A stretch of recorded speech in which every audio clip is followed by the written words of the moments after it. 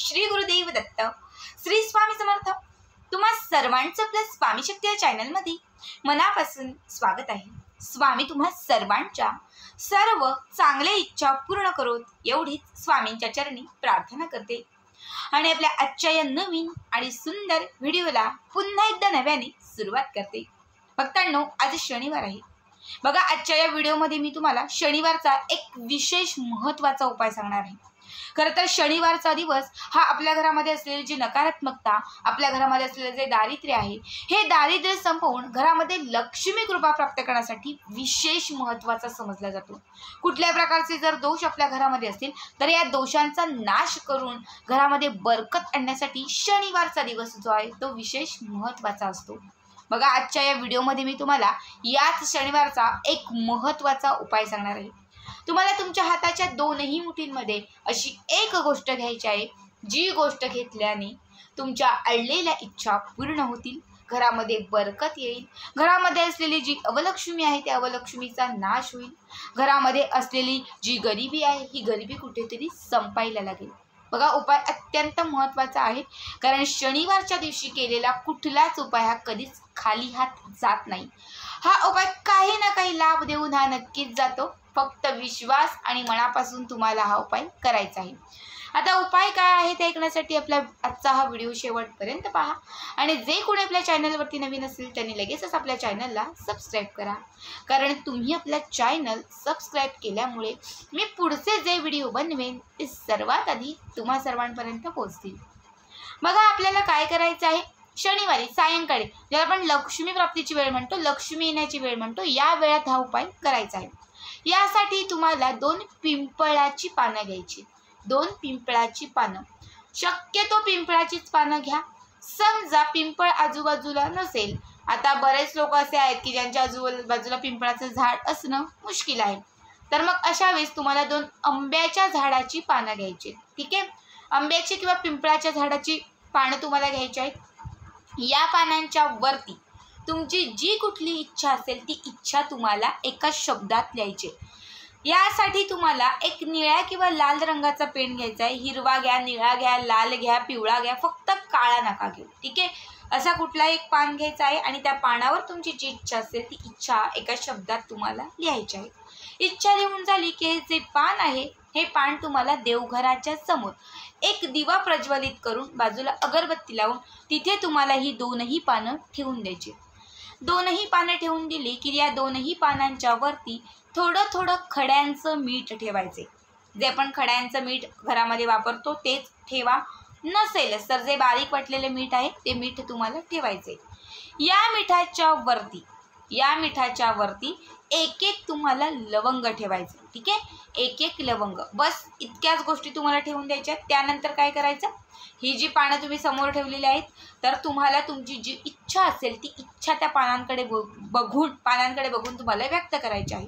त्यानंतर ही 2ही पानं जी आहेत ती हातात उचलायची आहेत. आधी एक पान उचला, ते ह्या हातात ठेवा, दुसरं पान अलगद अगदी उचलून या हातामध्ये ठेवा. ठीक आहे, 2ही हातामध्ये ही 2ही पानं तुम्हाला ठेवायची आहेत. डोळे बंद करायचे आहेत, हाताच्या मुठी बंद करायच्या आहेत आणि तुमची जी इच्छा असेल ती इच्छा येत्या 3 तासांमध्ये पूर्ण होणार आहे असं तुम्हाला म्हणायचे. आता समजा हा जो उपाय मी नोकरीसाठी करत आहे, तर मी असं म्हणणार, येत्या 3 तासांमध्ये मला नोकरीचा फोन येणार आहे, सर्वात उच्च ठिकाणी मला नोकरी लागणार आहे आणि ही जी नोकरी आहे यामध्ये मी खुश असणार आहे, मला पगार जो आहे तो देखील माझ्या अपेक्षेच्या बाहेर असणार आहे आणि मी खूप खुश आहे.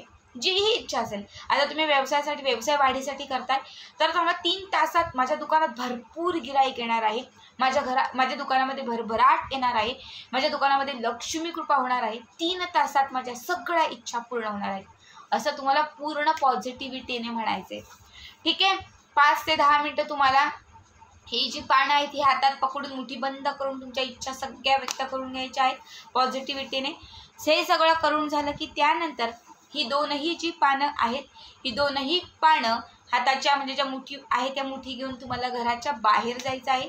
घराच्या बाहेर जाऊन एका बादलीमध्ये तुम्हाला तिथे पाणी ठेवून द्यायचे. एका बादलीमध्ये पाणी ठेवून हे जे तुम्ही घेऊन गेलेले आहात ते तुम्हाला त्या पाण्यात सोडायचं आहे. सोडत असताना पुन्हा एकदा पूर्ण पॉझिटिव्हिटीने तुमची जी इच्छा आहे, इच्छा पूर्ण होत आहे असं तुम्हाला तिथे व्यक्त करायचं आहे. त्यानंतर पानं सोडून पूर्ण हात स्वच्छ असे साफ धुवून वगैरे घ्यायचे आहे. घेतल्यानंतर हे जे पाणी आहे बादलीभर पाणी घेतलेलं, हे बादलीभर घेतलेलं पाणी तुम्हाला तुमच्या घराच्या समोर किंवा बाल्कनीत, टेरेसवरती कुठे जी झाडं असतात या झाडांना हे पाणी तुम्हाला घालायचं आहे. ठीक आहे, पाणी घालायचं आहे.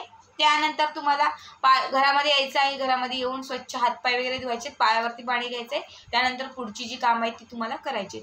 असं तुम्हाला या शनिवारपासून पुढच्या शनिवारपर्यंत करायचं आहे. आज तुम्ही लक्ष्मी येण्याच्या वेळेस बसलेला आज हा उपाय करताना उद्याही त्याच टायमात, परवाही त्याच टायमात, एरवाही त्याच टायमात 8 दिवस कंटिन्यू तुम्हाला हा उपाय करायचा आहे. दोनही हाताच्या मुठीत याच झाडाची पानं. आता जर तुम्ही पहिल्या दिवशी आंब्याची घेतली तर 8ही दिवस आंब्याचीच पानं घ्यायची.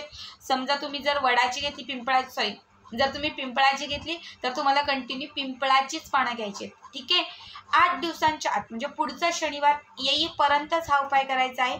पुढचा शनिवार येण्याच्या आत तुम्हाला याचा पुरेपूर रिझल्ट येईल. आलेली प्रत्येक इच्छा तुमची पूर्ण होईल. कठीणातील कठीण इच्छा तुमची पूर्ण होईल. ज्या ज्या गोष्टी असंख्य वर्षांपासून अडलेल्या होत्या त्या सगळ्या गोष्टी तुमच्या मनासारख्या घडायला लागतील. बघा, आंब्याचं पान किंवा पिंपळाचं पान याचा जर शनिवारी कुठला उपाय केला ना तर तो प्रत्येक उपाय हा शीघ्र फलदायी ठरतो, म्हणजे लाभ देणारा ठरतो. तुम्ही बऱ्याच वेळा ऐकलं असेल की पिंपळाच्या झाडाखाली शनिवारी दिवा लावला, पिंपळाच्या झाडाला शनिवारी पाणी घातलं, पिंपळाच्या झाडाला जर शनिवारी तुम्ही दूध घातलं तर अडलेल्या इच्छा पूर्ण होतात, पितृदोषातून मुक्तता होते किंवा ज्या काही अडचणी आहेत त्यातून मार्ग सापडतो. असंख्य चांगल्या गोष्टी घडतात.